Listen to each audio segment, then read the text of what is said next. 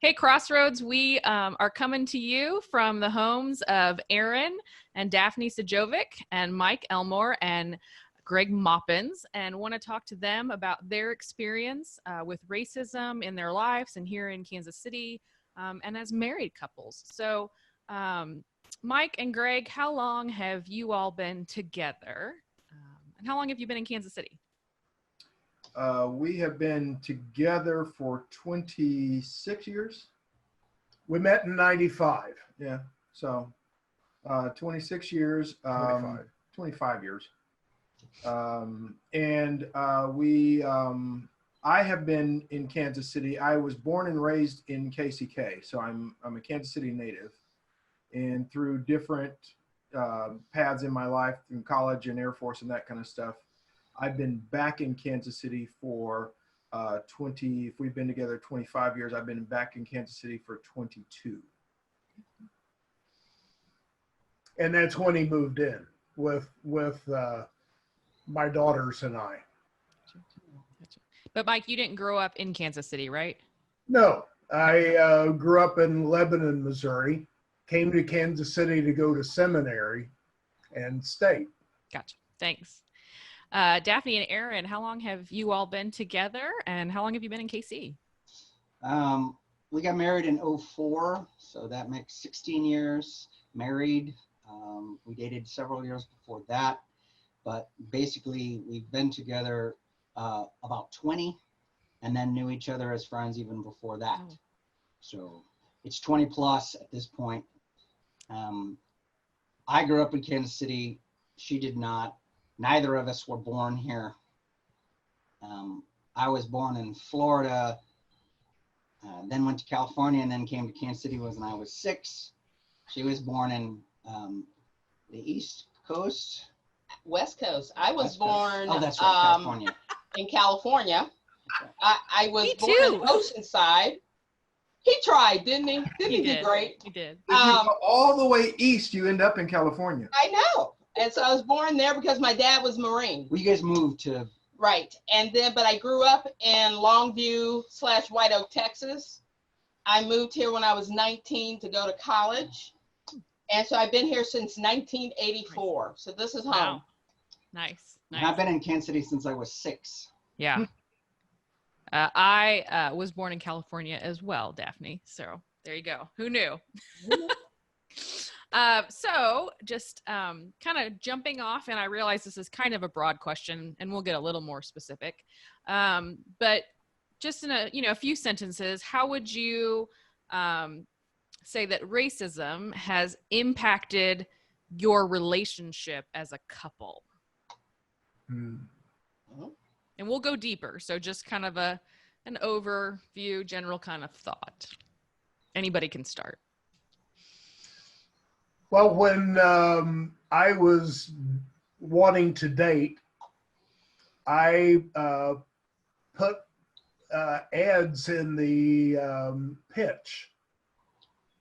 And I met a bunch of guys that way. I found it was a good way to meet people, but it hadn't worked out. And at one point, I went to a bar to meet a guy, and as I was sitting there, he said, someone walked up to me, a black guy, and said, "Why didn't you think it might be me?" And just because I'm a black guy, and I said, "Well, no, there are about 20 other guys in the room. I didn't pick anyone out."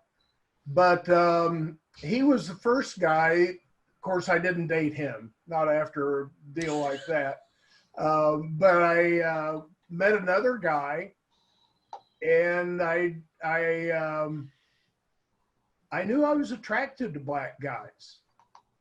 But I was feeling the burden of having come out to my church and come out to my family, and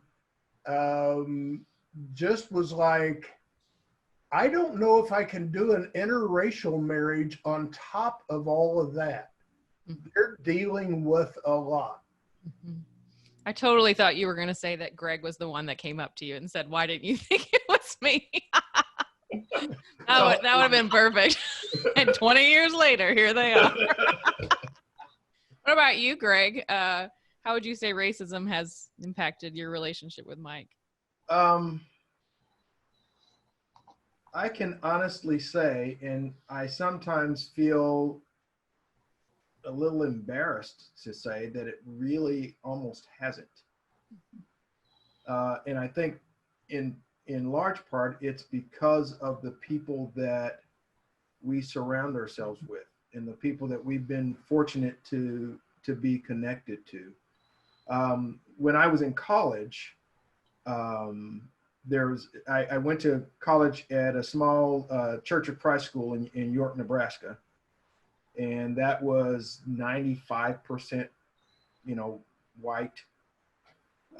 And so this was at a time where I was still trying to not be gay. And so there was a girl that I dated who was obviously white because that's what was available. And we were friends. We enjoyed our company. So at one point, fast forward years later, this was a girl that I had introduced my parents to. And it was right after my mom had passed away. And, I'm having breakfast with my dad, and dating somehow came up. And this was not long after I had met Mike. And so I'm kind of going through the process of coming out to my dad. And, he says, well, I want you to be happy, but, I'm just glad that you didn't stay with that white girl. I don't know if I could deal with that. And I was like, well, we should talk. So for me, it has always been the decision, of what is going to be less offensive when sharing my relationship with people. Is it going to be less offensive that I tell people first that I'm in a relationship with a white person, or that I'm in relationship with a same-sex person? And so it's almost like give them the small pill first and see how they take that, and then maybe you reveal the rest. And so that's always been for me a balancing of which is going to offend them less. I was going to say, which is a small pill. Well, and it depends on the person. That's what I've always kind of had to deal with is, do I tell somebody I'm dating or I'm married to a guy, or do I tell somebody I'm married to somebody white? And then you tell somebody it's Mike. Yeah, my running line when I'm at work is people will always say, oh, well, you've got a wife. You know how that goes. You got to keep the wife happy. And I always say, well, yeah, but he hates it when I call him that. You got a Mike. It's a Mike.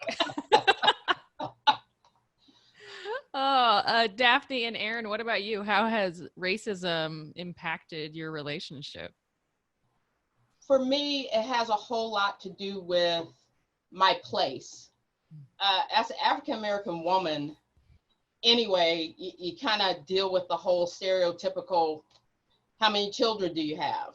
Are you college educated? Are you articulate? Not articulate? Are you on food stamps? Are you, that's one aspect. When I'm with Aren, what's interesting is we can walk into a restaurant, and if we walk in together, there are people that won't wait on me by myself. They will wait until Aren comes. Or Aren has to say, my wife and I would like blah. And then they will. So those things are really odd for Aren, and he can expound on that more, but for me, it's just angering. So when we have those types of situations, for me, that's really kind of frustrating. Or when people see my name, Daphne is could be either way. But you see Sajovic and then you go, whoa, you know, and I use humor a lot to compensate. And I know I kind of do that because that's my coping mechanism, is to go, yeah, I bet you were expecting somebody shorter, or you were expecting somebody to be tall, or you were expecting me to have straight hair. And today I have curly because I switch it up all the time. Or, you know, so I use that as a way to mask the frustration of some of that. And so that teeters me in a space where I get really frustrated easy. And then it narrows where I want to go, or narrows where I think I would be okay to go, whether Aren was with me or not. But the whole, you won't wait on me unless he's there, has definitely, for me, brought up some hiccups. We'll be gracious since it's going to be during church service, hiccups. And so once I head in that space, then anger comes in, frustration, and going, are you serious? How do you know I wasn't going to pay? Or how did you know that I didn't already have a ticket for this show? Or are you sure? You know, so I get a lot of the, are you sure you were meant to be here? Are you in the right space? And so that kind of frustration hurts him, because he's just like, you're still a human. I mean, whether you're with me or not, shouldn't make a difference. So it causes that kind of stuff, which is that aspect of our relationship is frustrating, because Aren's just a good man. He's just authentically just honest. And he's just like, if they're not going to treat us with respect, then we're not going to be here, you know, blah, blah, blah. So those kind of things are really tough for me. And lately have gotten even rougher, because my super anxiety then hits in, which is masked by then anger, fear, and frustration. So I kind of stay in the loop until I step off of the wheel and go, okay, is it really that important? But it takes me a minute. Well, that's a lot, lots of minutes to get to that space of, maybe it's okay that we're not going to be in this location, or we don't do this. So for me, then I feel guilty, because now you're married to somebody Black. You can't walk in here. You can't. And he's like, no, it's not that you can't do it. We're going to choose not to. If they can't treat us with the same respect, then this is not a place we need to be in, you know, kind of thing. So those are the things, those are my struggles. Unfortunately, I am a white man in this society, and I've grown up the way I've grown up. So my view and my attitude has been very specific, and I ignorantly express that I've grown up never considering myself one who is, I hate the word, racist. But I know that you grow up with fears and stupid assumptions. But there were times in my life, even starting as early as 15, where I was in situations where I was in a group and I was being picked on and so on and so forth. And at the time, all I can assume is I was fearful of a bigger person, right? A group, and they happened to be all young Black men, came to me and caused me physical trauma as well as psychological trauma. But even at that time, I didn't presume that it was because they were Black. I presumed it was because there were more of them than me and they were big. But I know that it affected me, and then I changed schools and I went somewhere else. And the irony of that was that I grew up in the inner city and I went to all these different schools and certain friends and so on and so forth. And when I switched, I went from Kansas City, Missouri school district. I moved into Kansas Shawnee Mission school district. And for me, it was a 150-degree switch. So then I went to an all white school where the percentage of anything else other than white was like less than 10%. That was such a culture shock for me. I don't know what to say about that. I grew up, I moved back into the Kansas City area as an adult. Again, I never perceived myself as being making choices due to race, whether I would go here or go there. And I still went everywhere in the city and never really thought about it. On the other hand, maybe I should have. Maybe I shouldn't have presumed that I could go anywhere in the city. Maybe I shouldn't think that I have the freedom that anyone should have to be able to go and say and do, right? If you've got the car or the money or what the choice, whatever, not everybody does. Anyway, you know, I met Daphne and I was driven by her personality, and I was driven by our camaraderie and being comfortable in certain environments. And even as we dated, it's still, because, and this is not a healthy thing to say, I guess, at this point, but I never saw her as a Black woman. I just saw her as Daphne, which I think at this point is naive and sort of ignorant on my part, because I should have taken her as a whole, but I just see her as who she is, this heart, this soul, this, you know, I don't see the other stuff, and maybe I should have, and maybe that makes me, you know, not as aware as I should be. There were trips that we've taken, and she started to make me aware of certain things. We would go to certain states and certain parts of the United States, and she would show her apprehensiveness and her insecurities about her fears of growing up and different things. And she would tell me these stories. I was just aghast, thinking, why can't you just A, B, and C, right? And she would try to explain it to me. The irony of that is we were taking a long trip and we were going through this one town, and we had to stop at a convenience store or something and pick something up. And it was my first experience of the absolute opposite. I walked into a store, the entire employee staff, they were all African-American. And it was as if, do you remember that game, that magnet game where you move it around and the metal flex, you would make the face, right? But if the magnets didn't work, they would oppose themselves, right? Something like that. Anyway, so there I was going into the store and initially just looking for my object of whatever I wanted, juice, snack, whatever. And I started to realize that everywhere I went, they stayed a certain distance away from me. That was a very odd concept, because for me, I didn't get it. What did I do, right? But the whole point is, that's all it takes, right? Comfortability, differences, that sort of thing. Anyway, so yeah, and today we go out certain places, and there are places where people behave a certain way, and I'm just like, no, we've got better things to do, other places to go. Shit, I just soon stay home and make food at my own house than have to deal with the craziness, right? So we've gone to certain places and they've behaved this way, and I'm just like, no, we're leaving, right?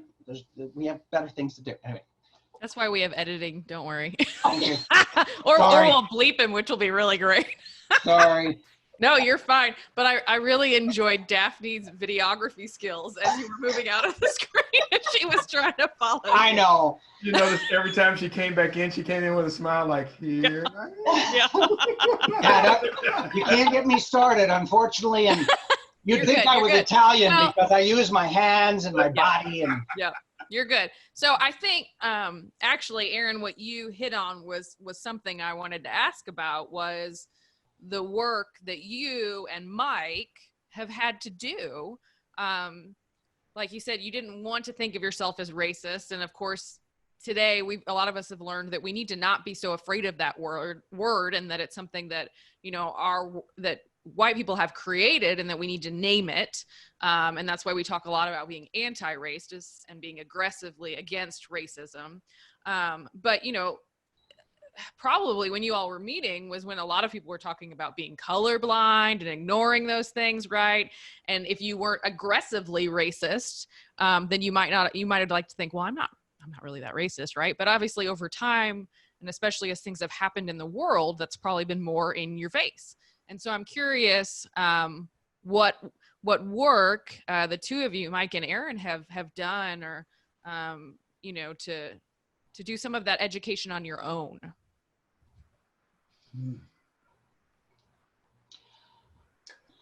Well,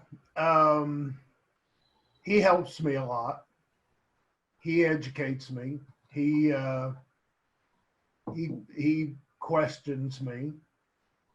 I grew up in a segregated little Ozark town where the schools were integrated. And I was really lucky that the kids at our school didn't see an issue with electing the Black people as officers in our organizations. In fact, it seemed like that was, even though they were the smaller minority, they ended up frequently being the officers. I grew up in a racist family. My maternal grandfather was a Klansman. He died 6 months before I was born. And I only found out he was a Klan member because I was rooting around in my grandmother's china cabinet, and I found a card and took it to her, and it probably was about 6 or 5, or, well, I guess I was reading, and I took it to her and I said, "What's this?" And she snatched it and said, "Oh, that's nothing." And then came back the next day with said, well, he owned a grocery store in Florida, and if he wasn't a member, they would have burned his store down. And I'm like, yeah, well, that doesn't explain why you turn off the television when a darky is on. And she'd say, I won't be entertained by a darky. So I grew up with that. I grew up with the N-word. Not used a lot, but it wasn't unusual. So there's been a lot of growing. I mean, I remember in college one time, bunch of us were doing something and we were choosing something, and I went, eeny, meeny, miny, mo, catch a tiger by the toe. And that's the first time I'd ever said that with tiger. And I just hadn't been aware. I was just, oh my gosh, I couldn't believe I almost said it. Yeah, well, again, we moved all over the city, but growing up, my family always talked about family and everyone's culture and, you know, friends and love and neighbors and, you know, be good to everyone you know. I can't say that we had racial discussions. On the other hand, we didn't have racial discussions. But I was never given the idea that there was any reason, feeling, aesthetic to dislike, dishonor, defriend, think negatively, visualize anything. We grew up watching news and this and that and the other thing, and it didn't matter who you were. You know, you either, you know, were lawful or you were unlawful, and it didn't matter who you were, right? You followed the rules, and you did this and did that, and I always felt that I had lots of friends, and they probably were all a variety of, you know, where they came from and what their culture was, and but they were just friends, you know. I didn't really keep a tally, but as I was saying, it's funny that I grew up in Midtown and then because of the transition from when I went into high school and the whole reality of such a stark difference, then I realized, you know, different parts of the city, and I realized that actually in my nature, I was more used to a metropolitan group, right? More diversity. And then when I went to this other school, it was a stark reality, but I'm sorry, I'm getting lost in my thoughts. But well, I imagine that, you know, I think probably from both of what you said, you start to, as you were growing up, you started to identify things about your past, about your, you know, where you were raised and your families, you know, and things that as a child you may not have necessarily thought, you know, much of, but as an adult looking back, you could see something wasn't right, you know, or that, you know, that was off in my community or in my family. And then of course in your marriage, I would think you'd have to start to confront some of those things more readily than a lot of us do. You know, many of us, as we talk about with our white privilege, we could just kind of ignore our racism. You know, that's one of the privileges of it. But being in an interracial marriage, you can't just let it slide as much, right? And so I was thinking about this, that it, and I hope this, maybe this is already, or maybe it will throw you into marriage counseling at some point.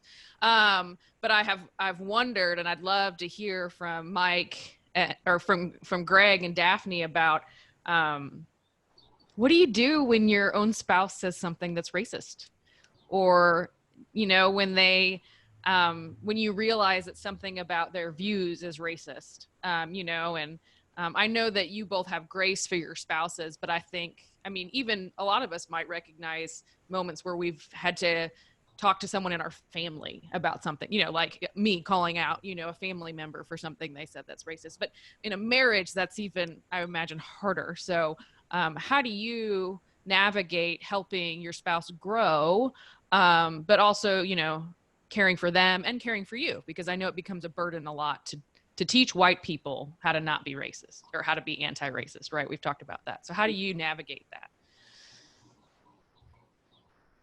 You want me to go? Go, Daphne. Okay. Aren and I navigate well. You made a joke just a second ago about marriage counseling. And we had to do that early on because I didn't realize how many biases I had.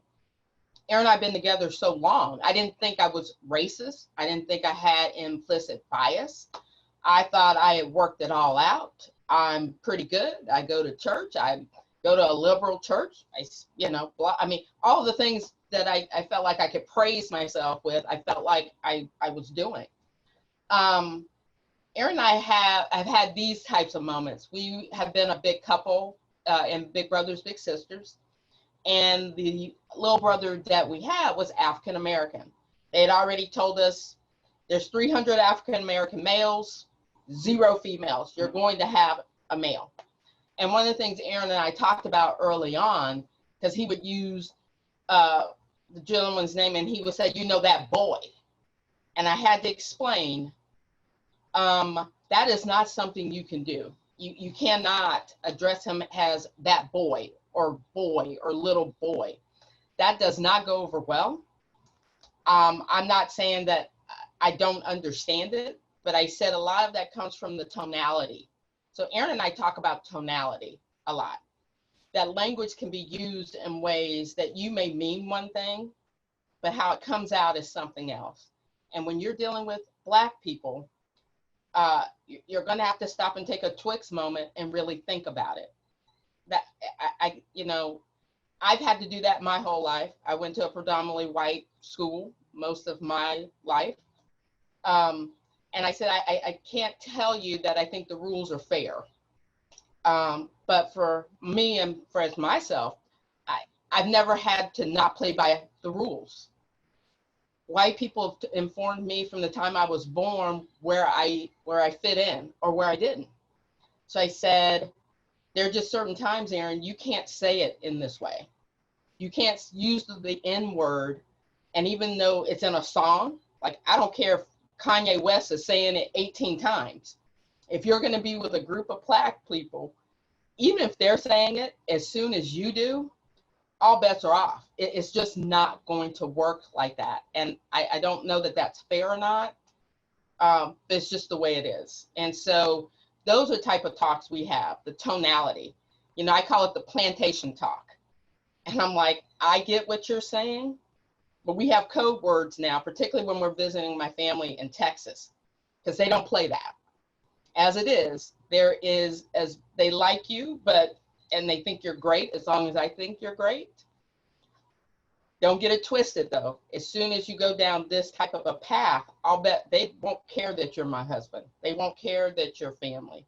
They're going to feel like it's a blatant disrespect, that you don't do this in their home, or you don't say that in front of them, or you should know better. So Aren gets a lot of that, you should know better, and they think he gets a free pass because he's with me. And it's just like, so we have those types of conversations that are not always easy, because he's like, well, that's not what I meant. So does it matter, honey? You can't, these are not the things, unfortunately, that you can do. So tonality is huge in my family, huge with me, bigger with my family. So those are the things you have to talk about. So. I'm surprised they would ever think he'd get a free pass with you. You call it out and you see it. So I would fully expect in your relationship that you guys have those kind of conversations. That's probably what makes your relationship work, because you're willing to have those conversations. And yeah. I always say any good couple's been, that's going to make it, has been to marriage counseling, because there are so many things that, we can't just, figure out in marriage. And so we all need that. And I think that shows strength when people do that. But yeah, tonality, I've not heard it described that way, but I think that makes a lot of sense. How differently the word can change what it means to somebody. Similar to microaggressions? Mike, it can be. Mm-hmm. It really can be, depending on the connotation. It can be. I think they can be interchangeable. In dealing with my folks in Texas, sure, oh yes, and them not knowing where all of this is coming from, why they're so upset or why they're so bothered. Because they don't use words like microaggression and Longview. I can tell you that right here, right now. So when I talk to them about certain things, even with Aren, they really are just as clueless as sometimes when I'm talking to Aren about them. So it's really been, and I've had to do some reading about that. Implicit bias was really big for me, and trying to articulate in a way that I could help both parties understand where their frustrations were coming from, and that it wasn't done to be malicious. The key there is the maliciousness. If you feel like somebody's being malicious, then all bets are off. Then you're just attacking me or blah, blah, blah. So yes, I do agree that it could be microaggressions, but I think it depends on the scenario and the connotation. Yeah, some people they still need to learn and grow. And so the intent behind it may not be bad, right? And they're willing to receive and what your feedback is and learn and grow. And sometimes people aren't. Yeah. And that it's coming from a very different place. Yeah. What about you, Greg, and how you navigate reining in Mike's racism? Fortunately, I have to work harder at just reining in Mike. But it's not, even with his background and his upbringing, coming up through the Ozarks and being in the Southern Baptist ministry and all that kind of stuff, I have not witnessed a whole lot of questionable things that I would consider, hey, that's being racist. But it is, and especially here in the last couple of years, and especially in the last few months, there are some things that I feel like I can kind of let slide and go, okay, I know him. And if it's just between the two of us, I feel like, okay, I know what he meant and it's no big deal, versus when he's around my family. So we early on kind of talked about, hey, you can't call my nephew that, or, you don't try to be the cool white guy. And the N word is not big for me. And, or his family. For most of my family, it's not something that is, I have some relatives that use it, but even them I will call out. And so that's not a word that I've ever heard come from Mike. But for example, there was a show that he was watching about a kid that was grown up, discovered he had superpowers, and he would always talk about how much he liked this show. And every time he described the show, he would say, and the main character is this little black boy that has superpowers. And finally, I had to say, why is it important that it's a little black boy? Why do you have to say that? Well, he is. And it's like, but why does that make the story any different? And so depending on who you're talking to, whether it's a white person or a black person, you know, you're putting an interpretation on this character in this story that's completely unnecessary. It's a little boy. He's a 9-year-old boy, and why can't it be that? Why is it important that he's a black boy to make this show great? Yeah. And so I think, you know, over time, especially in a longer term relationship, you learn that what I say is not to hurt you. What I say is not to hurt me, you know? And so it doesn't seem like a big deal, but every time I hear you say that, it bothers me. And so I would like you to not say that, you know, and it's not a big deal in most cases, except that it just sounds to me like a hurtful term, and it's not necessary. So let's just not do it. I think that's a great way of putting it. It's not, I don't say this to hurt you, but so as to not hurt me. And I mean, I think that's what we would all want in a marriage, right? Is to be able to say, can you not say that or do that? Because it, you know, I'm not trying to make you feel bad about your behavior or your language, but it hurts me. Mm-hmm. There's some comedian that talks about that very thing about, like, you know, the black boy in the show. I think he talks about the black neighbor or something like that. And Charles and I have had that conversation many times, because the comedian, the joke he's making about it is why is it important that he's black, right? Like it doesn't contribute to the story. And I wouldn't say, well, my white neighbor, you know, and but those are the small things I think that a lot of us do. And we don't even realize it, you know, that that's how people around us talk growing up. We still choose to differentiate from one another, you know, and so we say those things. And I think I would imagine it's still hard at times to hear those things called out, you know, pointed out. I want to say called out, but, you know, attention brought to, you know, it's better, attention brought to.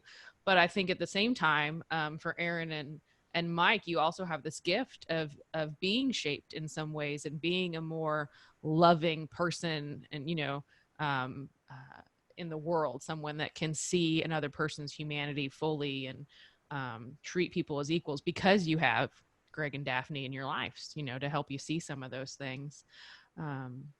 So we are in a really, really ugly time right now, you know, and of course we have some church members who lived during the civil rights movement, and some of us that were born, you know, right after, or some of us a little later.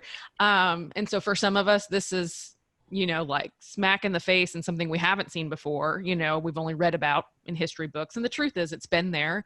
It's just, you know, on people's front lawns right now, you know, it's not hidden behind closed doors. And people are responding, and that response of anti-racism is only, you know, rising the level within racism, right? There's a pushback. And so I know that you all have faced hard days. And so how do you as a couple, or where do you find hope right now? Where do you find hope?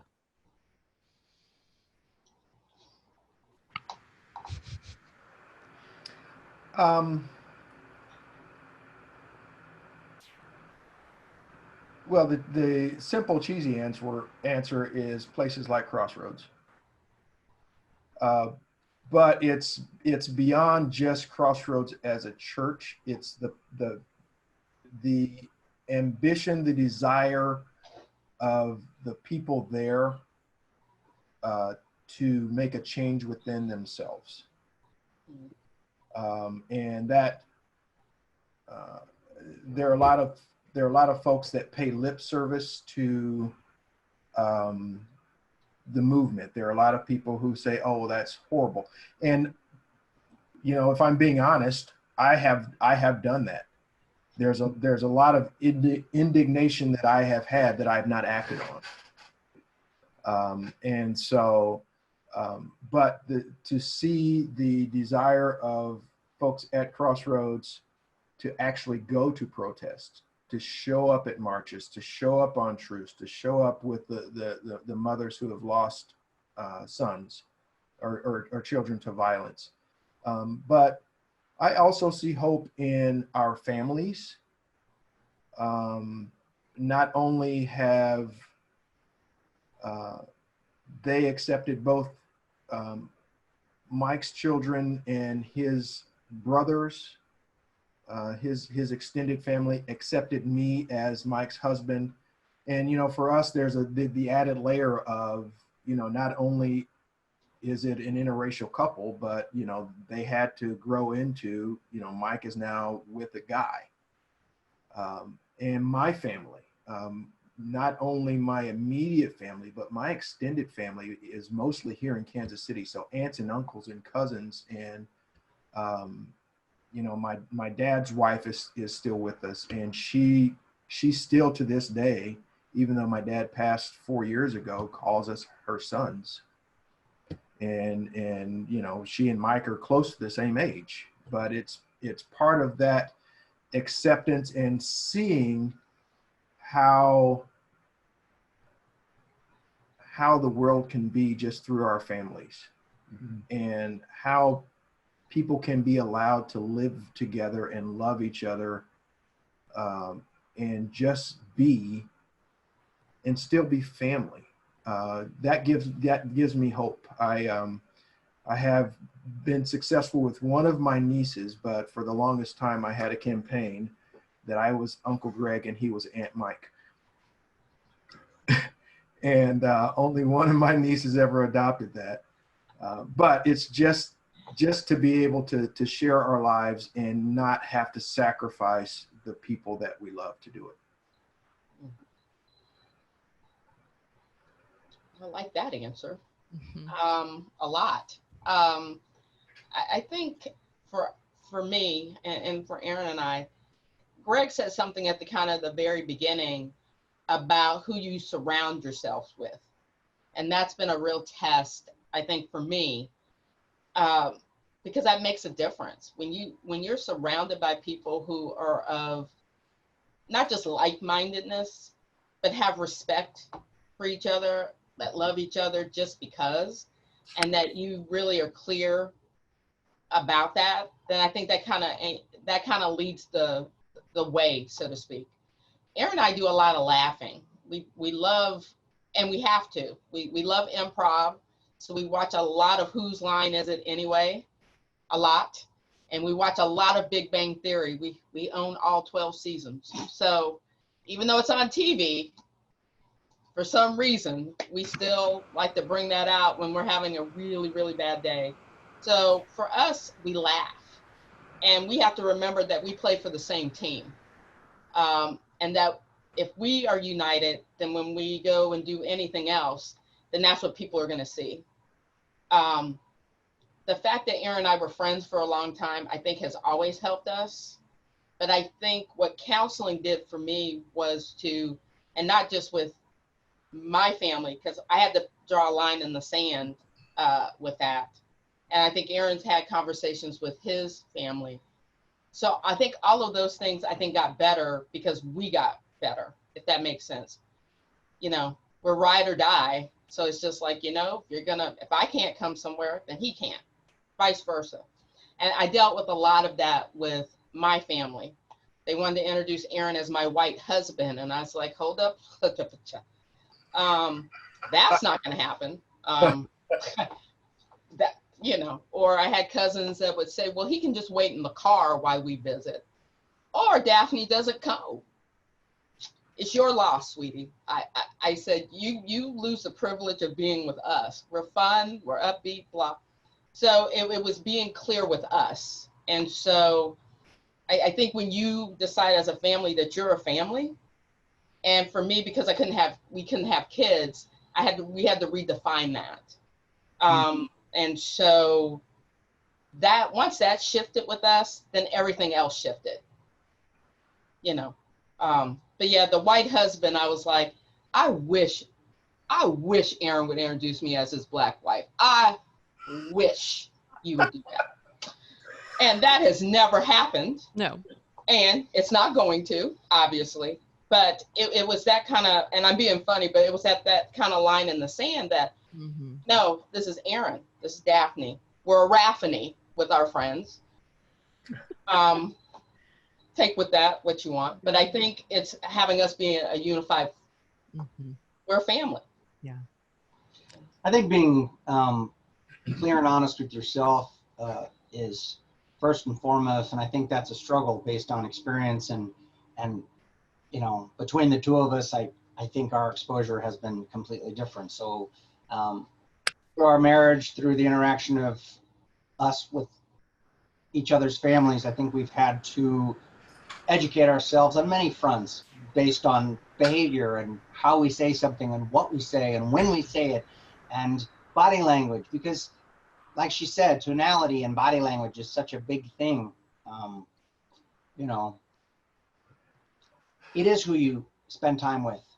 It is what you realize you're more sensitive to as you grow and gain between the two of you. And I know that once you're more confident and more aware of what does or does not affect you, or you feel more enabled to defend or speak up or not allow, or like she said, draw lines in the sand. And at one point you may find that it's no big deal, but then as you grow and live, you realize no, that's not necessary.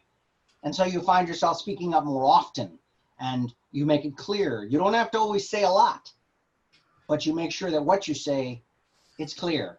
And if that's not one thing I haven't learned from Daphne, I have, because between the two of us, I know that she has always been more powerfully driven by that and spoken up. And I can only be thankful for that, because there have been circumstances where without her intervention, behavior might have been different. And, you know, but yeah, if you two are clear and you two have had a conversation, because the worst thing you can do is put yourself in a situation and not be prepared and then not react equally. So yeah, if there's good communication between the two of you, then I imagine you can walk into any situation and you're better prepared, better armed, as they say. What gives you hope? What gives me hope? Mm-hmm. Well, I see people change. I had an employer who used the N word all the time and used the Q word all the time. He didn't know I was gay.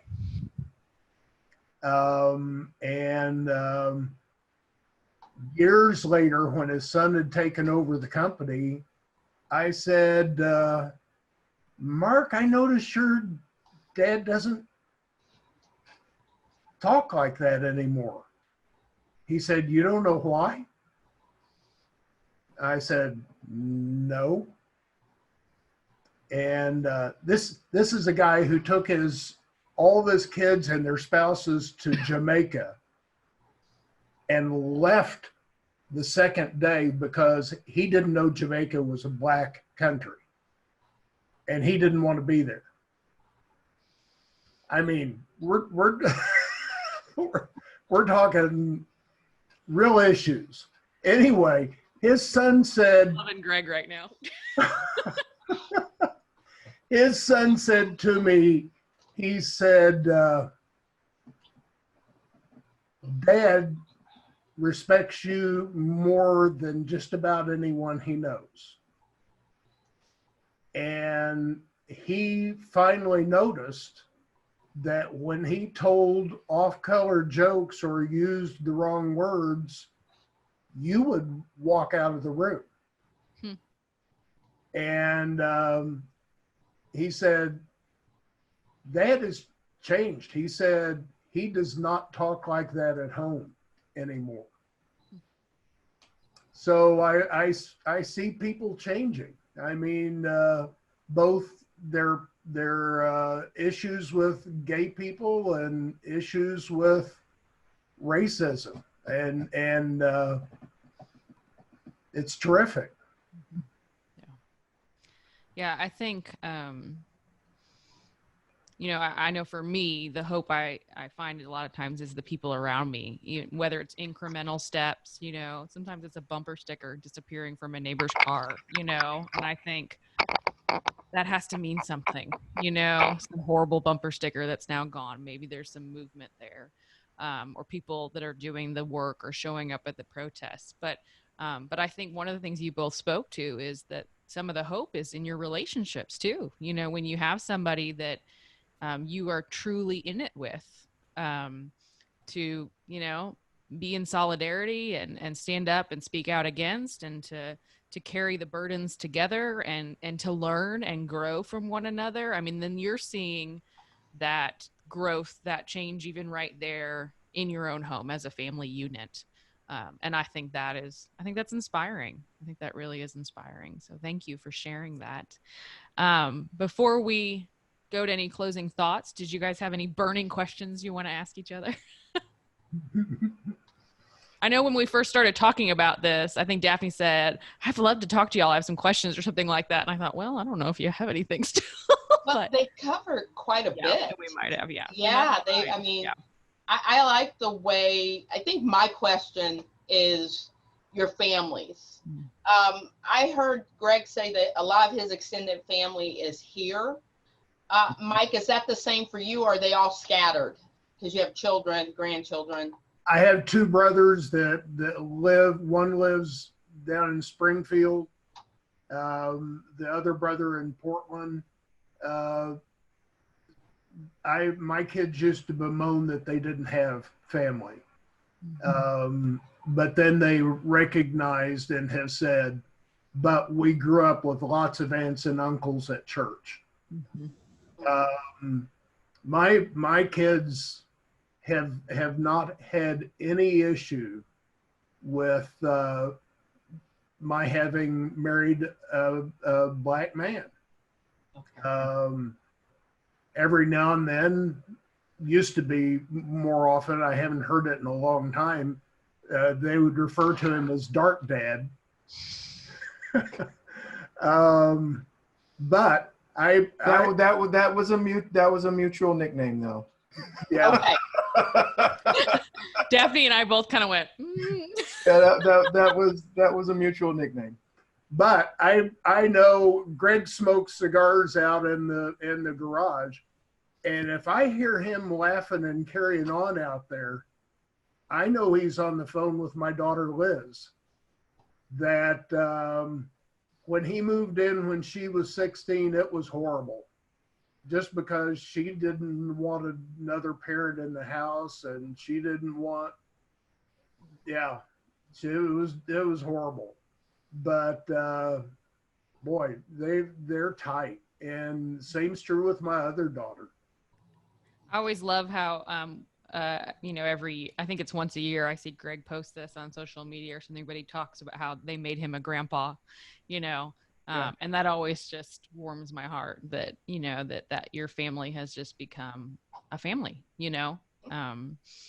You're a grandpa. You're not a step grandpa or anything like that. Right. You're those little kiddos' grandpa. Yeah. About 2 years ago, we'd gone down in Memphis to visit our daughter, and she had just moved her family into a new house.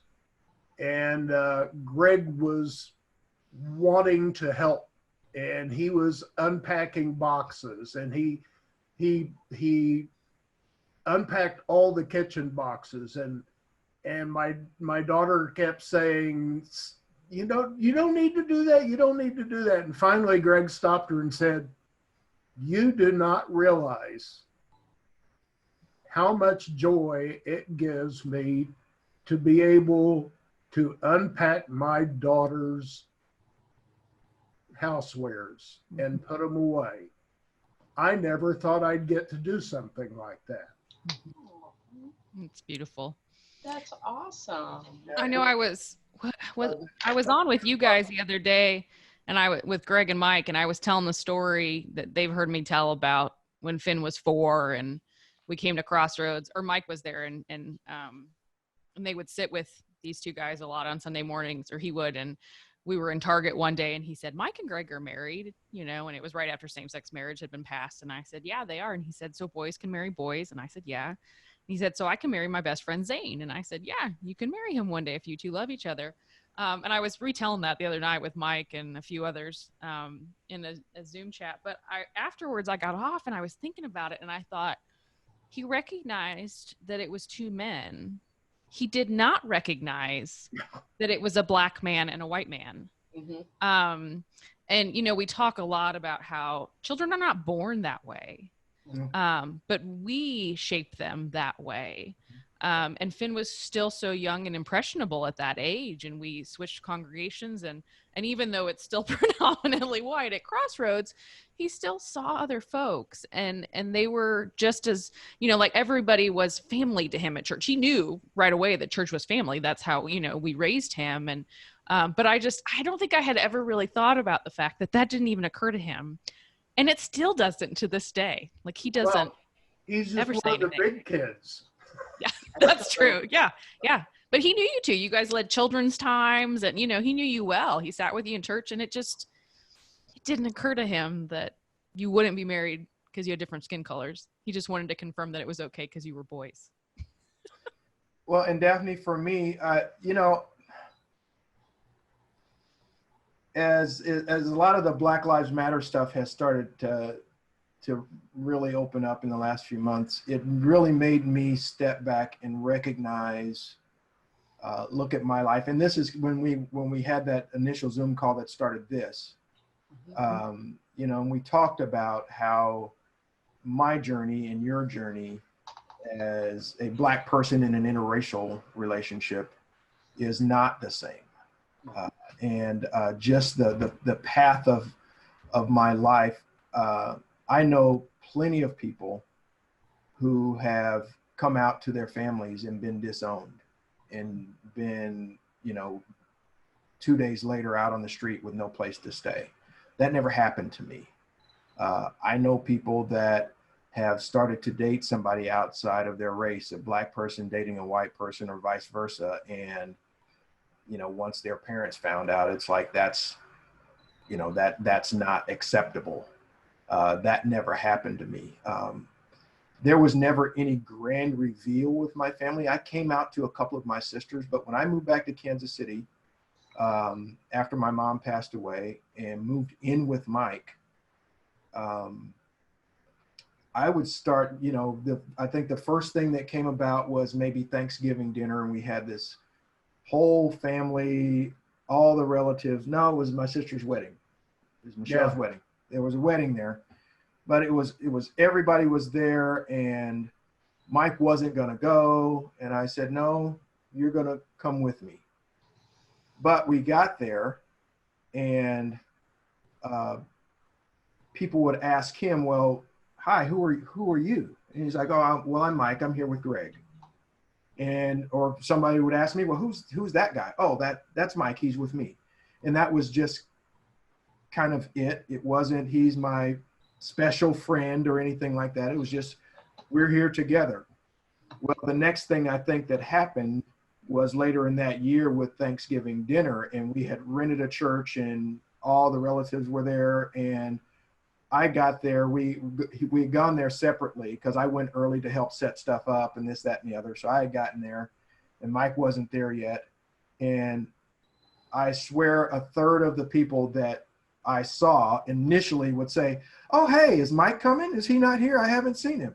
And it's like, oh, hi, I'm your nephew, Greg. I'm here, But it just became, and these are aunts and uncles. I think my oldest aunt is 94. Mhm. And so these are people that go way back. And so they came up through a time where same-sex relationships were probably not accepted, especially in the African-American community, but there was never any question about me and Mike being together. There was never any, I think anybody that didn't accept it or struggled with it just avoided us or didn't talk to him. But I don't know of anybody that's ever treated him that way. And that's to this day. Well, I know Greg and I have talked about, some about that. You mentioned it early, like you almost feel bad that your experience, your experience has been easier as a Black man and as a gay man even. And I remember one of the things we talked about like a month or so ago was because you were asking like, how do I talk about that though? And I said, well, maybe your story is one we can aspire to. It's not perfect. It's not all the way there yet, but it is growth. It's growth in those families and in those communities. And so, that is a story of hope, right? That's a story of hope that we can lean into, and that we can reach that, and that we can even go further and be more loving and embracing towards one another. Because that's what we want, right? We want someone to just go, hey, where's Mike? And not, hey, where's Aren? And not, have any trouble. Still with that it. White dude? Yeah, he's still with that. Yep. Or you walk into a social situation and 9 out of 10 people, before even acknowledging me, will say, oh, where's Daphne? Yeah. I'm chopped liver, by the way. Oh yeah, I'm sorry, Aren. I mean, we love to see you at Crossroads, but trust me, when Daphne walks in. Oh, ooh, Daphne. I'm sorry, 20 plus years? I'm good. Yeah. Yeah. I know what to expect. It's really okay. Yeah. I mean, and it's taken a while with Aren because I don't live close by. So that's part of it. I was only seeing family maybe a couple of times a year. So here to go all these years with just me, and they thought I was a lesbian for years. They just didn't think I was ready to come out. And I was like, because I didn't know what they were asking. They would walk around and go, well, are you this? And I was like, what does this mean? I mean, like does my wrist hurt? I mean, I don't understand what you're asking. What is it? Am I tipsy? That's what I said. I can't drink around them. So I was just like, I don't understand what that means. So finally somebody whispered it, and I went, oh, I go, no. They go, well, you never bring anybody here. And I thought, I'm not going to walk out of this one really well, because I come from a family of ministers. So if I go, well, I'm dating everybody, well, that's not going to work either. So I just said, to invite somebody back to my hometown. I mean, my mother was one of 13. My grandfather was one of 13. So one of Aren's first time in Longview, he met all these people. Aren has 5 people. He meets all of these uncles, and Aren's like, my family's this big. Yeah. And we've been in the same town forever. I marry a woman who's got so many family members that can't even fit in one house. Yeah, no, it's crazy. So talk about taking Aren to my home church, the church where I was baptized. Half my family has been baptized. And so Aren asked me, because I said, you have to keep in mind, I grew up in this church. I've had every job on the planet in this church. So this is my church. This is my pastor. And Aren Try not to giggle too much. Aren goes, how many people are you not related to here? And I said 3. So he goes, because my sister-in-law now and her ex-husband and Aren, they were just, I brought somebody white and a posse, white and a posse. So Aren's like, are they going to come over here and talk to me? Oh, yes. They're waiting for amen, because the conga line's going to start, and they're all my cousins. I can't help you. The minister, the pianist, and the person who takes care of, the church, basically. Everyone else. Was related. Is a cousin. And so, and they're all very spiritual and very religious. So their biggest issue with Aren wasn't so much that he was white. I mean, I got the white and oh my gosh, he doesn't tan, you know, blah, blah, blah. I got, because they thought that was cute. And I'm like, that's inappropriate. Those are the things we had to, I had the taboo buzzer. And you can't say that. You can't, you know. So I spent a lot of time going, this is going to be work. But they were more bothered by the fact that Aren wasn't Baptist and that he wasn't their kind of Christian. Yeah. And equally unyoked. So I got a lot more of that. Yeah. Him being white was almost a bonus because they were like, well, when you both, if you're in heaven and he's in hell, and I go, well, there's no guarantee I'm going to end up in heaven. There's no guarantee he's going to end up in hell. I mean, what does that mean? Yeah. And so to actually talk about the spirituality aspect of it and how we respect each other's background, knowing that I came from this staunch missionary Baptist church, that I was related to everybody except 3 people. So that was a much bigger, where my family was concerned, that there wasn't a lot of Jesus. Even we got married at All Souls, they kept waiting for Jesus, the stained glass, the cross. Is your marriage going to be, what kind of wedding is this if it's not in a Baptist church? I said, well, as far as I'm concerned, I'm changing my last name to a name I've never spelt so many times before in my life. I'm having to explain where Slovenia is. I didn't know where Slovenia was, and all those types of things. So that aspect was a lot more alarming for my folks, or lots on my mom's side, was the Jesus part and the God part. Mm-hmm. And what happens if you two aren't the same? You're not equally yoked. So those are ongoing conversations that we're clear. Aren and I are just very clear that in our love, we've learned to respect each other's point of views.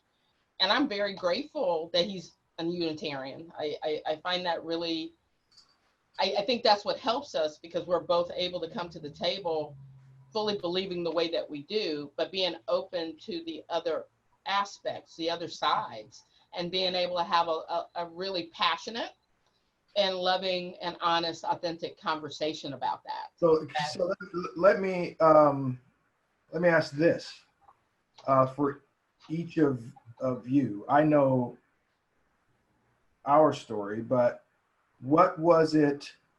And we've heard a lot more about you, Aren, meeting Daphne's family. What was it like with Daphne, you meeting Aren's family, and Aren, were there things that you had to address with your family in introducing Daphne, or with her being around your family? Well, this is the thing with me with Aren's family, because Aren and I were friends for about 5 years before we ever went on a date. I had met his sister and I were friends. Aren's dad's an artist. And so I had another mutual friend who was a Montessori teacher, because I used to be Montessori. Her father and Jim worked at the Art Institute.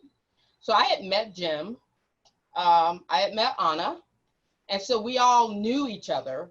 So there was a certain comfortability with that. And they'd heard my name for years. When my sister-in-law got married the first time, I planned her wedding while she was in Barcelona, Spain. So then I had the opportunity to meet Aren's grandmother. And so I had this built in while we were friends. When we started dating, and I realized there's family dinners where we have lots of discussion with a lot of food. I don't know what this is. I don't understand how to eat it. I've never seen it before in my life. I'm pretty sure this is how you feel when you've seen chitlins.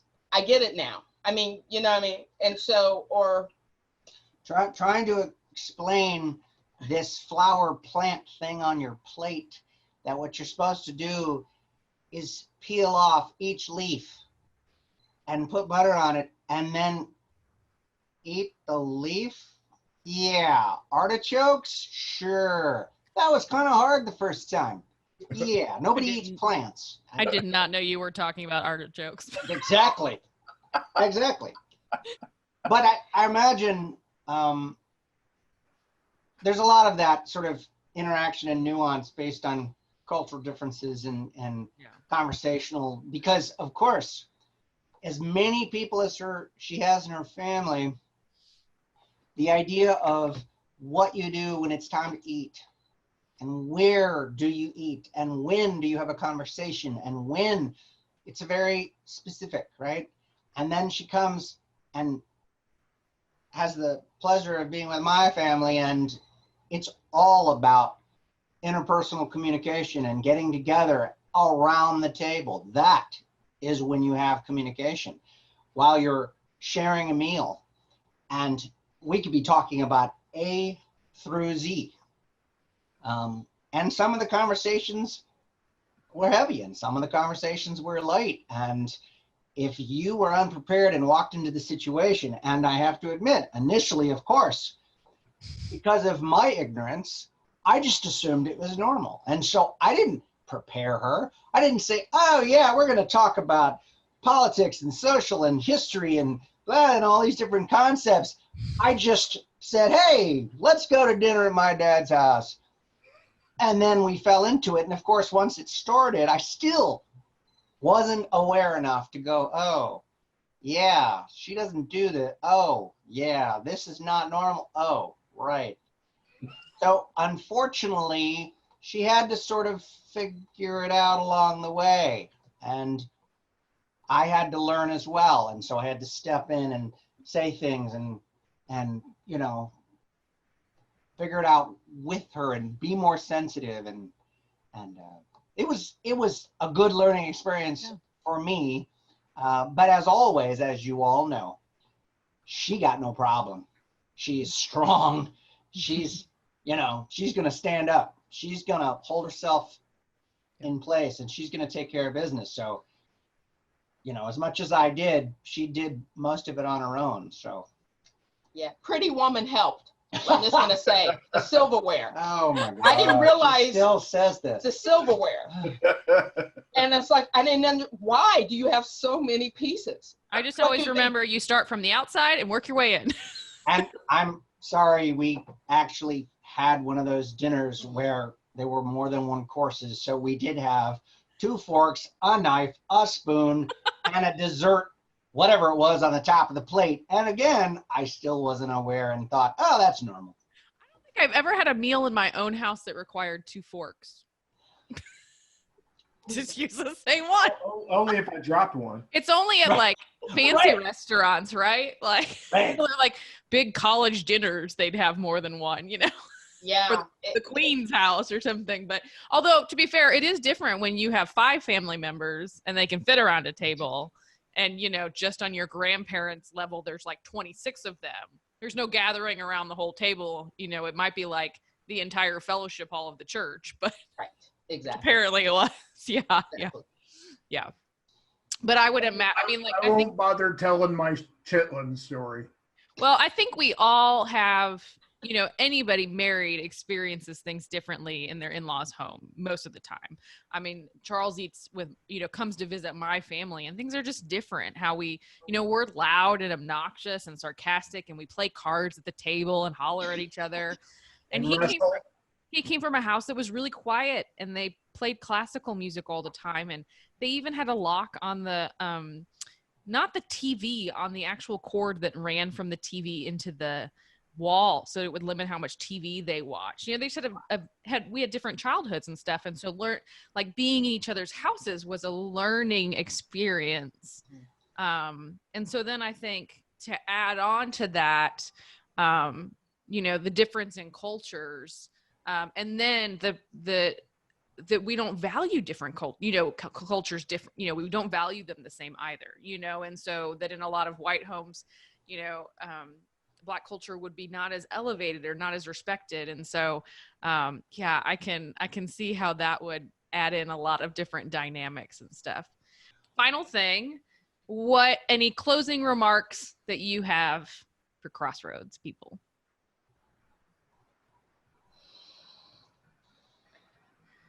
I would would like to say, because I've gotten a lot of questions from Crossroad folks about what to do or how to do it or when to do it.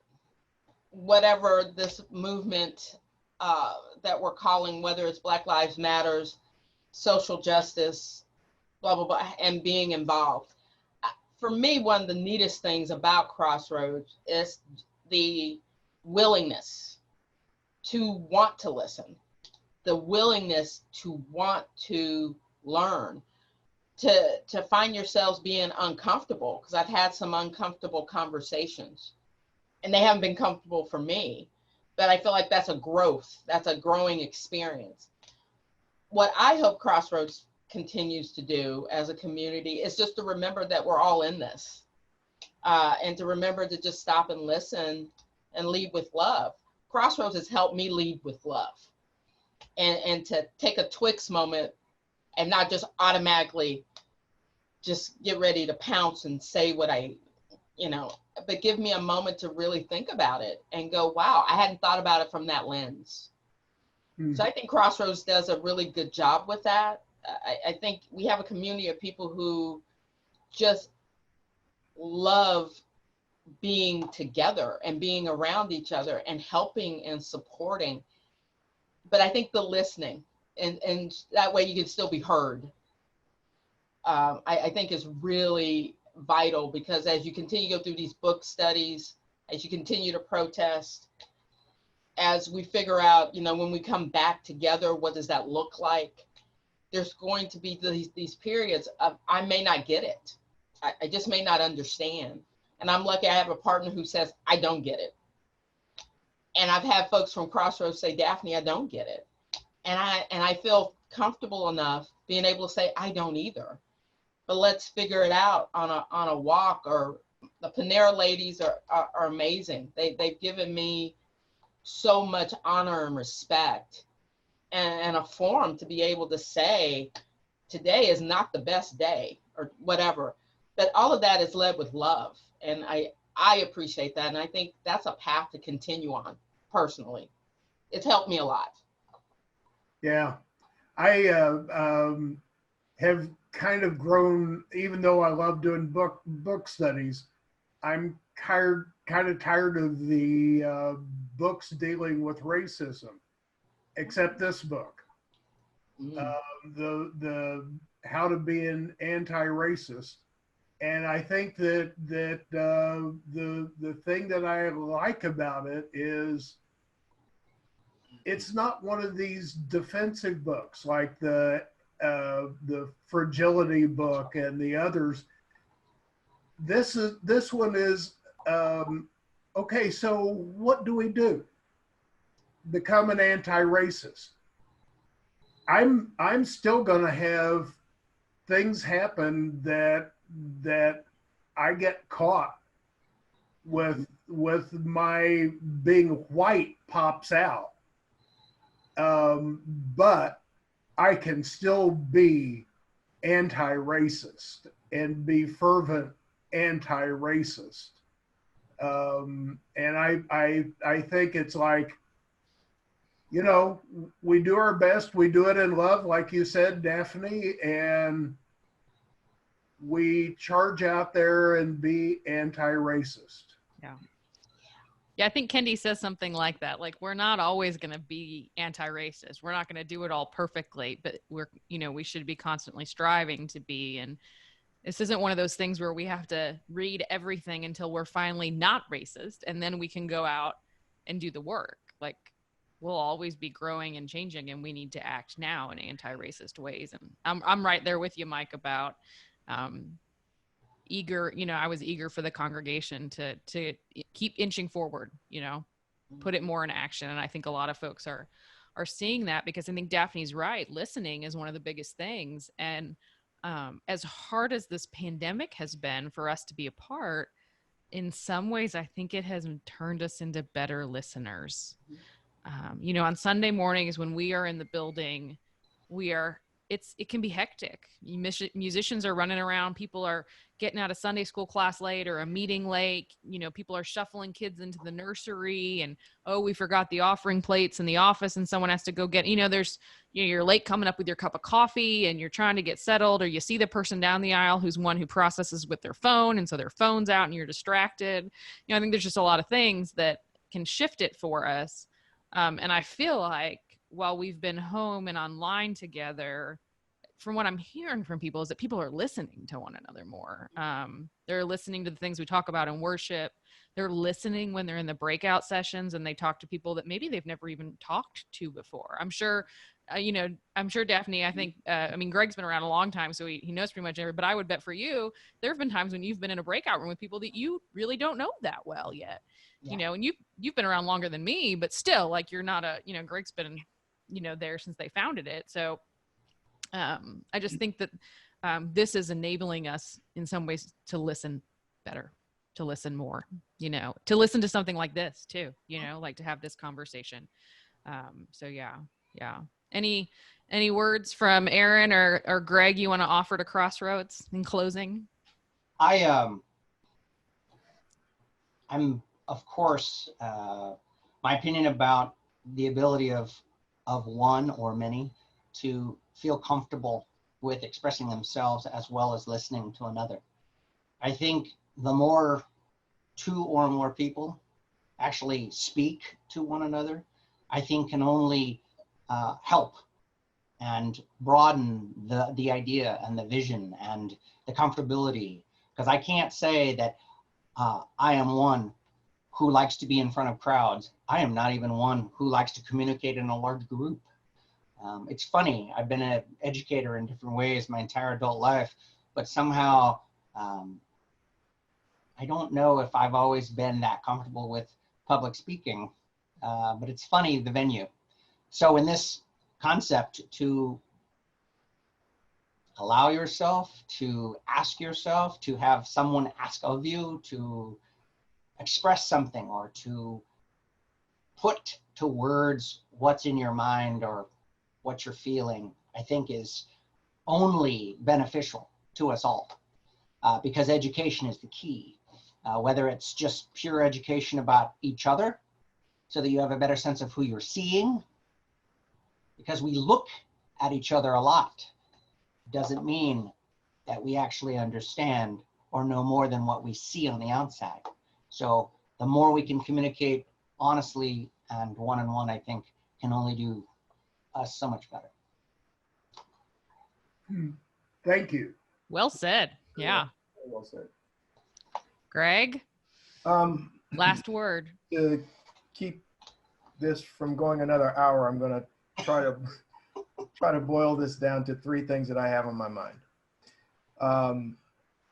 Thing number one for Crossroads, continue to do the work that you're doing, to be genuine in being open and accepting. And what I mean by that is the thing that Stephanie said to me when I was talking about my own privilege and having some guilt or shame about things that I have never had to deal with or don't have to deal with on a regular basis. The thing that I will ask you to view is, don't see Mike and I and the relationship that we're allowed to have in your presence, in your fellowship, or the relationship that Aren and Daphne have as the exception to the rule. Why shouldn't it be that way? Why should that not be the rule? So continue to work for that world where an interracial couple, a same-sex couple that is successful and happy and prosperous and secure is not the exception. That's just how life should be. The next thing is, we talk a lot about in this Black Lives Movement moment that white people should step back and listen. And even Stephanie's sermon last week talked about don't ride in as the white knight, pun intended, to save everybody. But do recognize that even though this is a time to step back and listen to the Black community and the brown community and the minority community and what they need, there is a time to use your voice. So don't step back so far listening that you now cease to speak, because there is no change that has come to any minority group that has not been aided by the majority. Whether that's the civil rights movement, whether that's the women's rights movement, whether that's the gay rights movement, it wasn't all gay people that made gay marriage happen. It was a lot of straight people standing up with us to say this has to change. So recognize that, yes, you should step back and listen, but also recognize that you have a voice that we don't have, and you need to use that voice. And the third thing is about privilege, and there's been a lot of Crossroads study about that. And so what I have been asking myself is, these are the privileges that I enjoy. And it's great to recognize white privilege and the things that you get from that. Where that can't stop is just recognition. So ask yourself, these are privileges that I have. What can I do to afford these privileges to people that don't have them? How can I use my privilege to afford privilege to people without? Yeah, I think I've said that before in other series that we did, that it's not about, when we talk about our privilege, like we have that privilege, some of us. And so how can we use our privilege to create space for Black and brown voices? How can we use that privilege to adjust and change policy?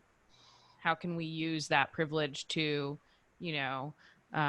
move things forward, that moral arc that Martin Luther King talks about, to, bend that more towards justice. We've got that privilege, so use it, to use it for, on behalf and with folks that are oppressed in our country and our communities and stuff. Yeah. I think that's very well said on all of your parts. And I'm so thankful for each of you for doing this, and Aren taking a risk on us, because at least the other three have had to deal with us plenty. But I do think this is, just like I said, a rare opportunity that we have to really listen and to grow in deeper ways. And I know it costs something for Daphne and Greg to do this, and, it costs something for yourselves each time. You have to jump in and educate us, and even when we expect you to educate us, which isn't right. But I'm thankful for your hearts and your love for the community, and the fact that that where our hearts are, and so that you're willing to do that for us and to help us. And I think it's a pleasure to get to know you all more. I mean, I've known you both for 5 years now, and I learned things tonight that were just eye-opening in a lot of ways, and to see parts of your marriage that I, obviously wasn't privy to. And so thank you for your vulnerability and your honesty, your openness with me and with the church, and know that we love you all deeply. And you are a part of our community. Aren, you may think you're not, but you are. And you're not just the guy that occasionally, grills some hot dogs for us or whatnot. People ask about you, and they don't ask where white Aren is. They just ask where Aren is. They ask how Aren is. I hear it a lot. But earlier, you talked, I think, Greg, about hope and some of it you find in the community, and then you also choose the people that you're around. And I know that we have chosen Crossroads, in that community, because it affirms us, because it loves us and welcomes us, and because we see the folks growing. And so you are a big part of that, all of you. And you challenged us through this conversation, and there's lots to think about, and to take in and really sit with, and to be uncomfortable with, which I think is really important. So thank you. Love you all. And I'm so, grateful for everything.